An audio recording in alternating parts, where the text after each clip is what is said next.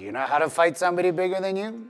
If you're as big or bigger than your opponent, feel free to use hard energy versus hard energy. It's just science. So when he throws something at you, it's a haymaker in this case, make sure your rear hip is turned behind you so at least your body's behind you in case they catch you off guard. The emphasis comes onto the block itself. The other hand can strike, but really at the end of the day, it's this guy that we want to be doing the damage to smash. Now, if you're smaller or shorter than your opponent, that may not always be the best choice. So if I swing at Eric, he's gonna take a step underneath, and if he's lucky, he lands a little shot, but his number one focus right now is to get away and create distance. It's just a simple option to make sure that we're doing something that's right, given the position that we have. And we switch roles again. If I'm bigger and he fires that jab at me, I just hit down low. If I have good trapping, I move in and maybe I get my hits from there.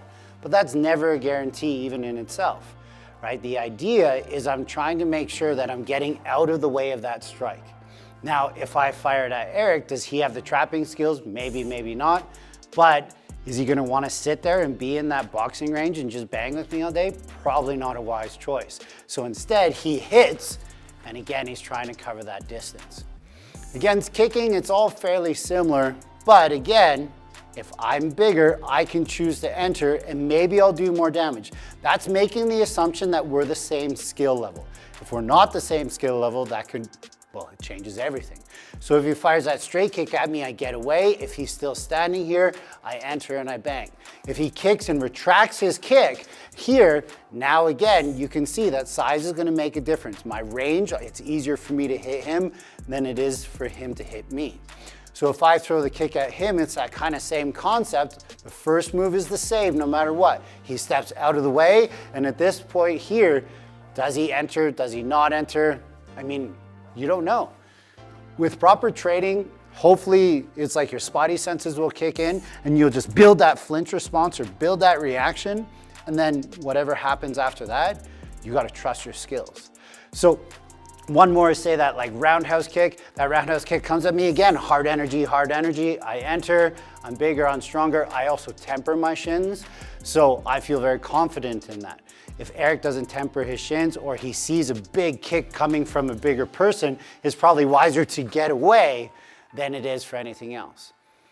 We really have to use our common sense when we're fighting bigger opponents. Everybody in the comment section is always asking like, would this work against a bigger guy? Would this work against, a smaller dude? Well, it's yes and no. Like it's very debatable because I do believe that the techniques that I'm teaching are gonna keep you safe in that first moment. All I'm trying to do is build self-defense mindsets and allow you to build that very first reaction right.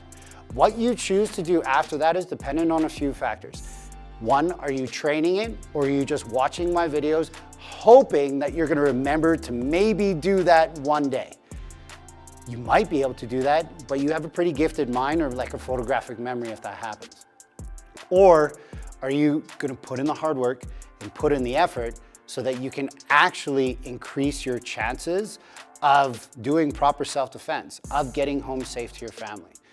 Yes, size does matter, guys, right? No matter what your partners tell you at home, size matters. And the reason why it matters so much is, well, that's why they have weight classes. Can a smaller dude with proper training knock a big dude out? For sure.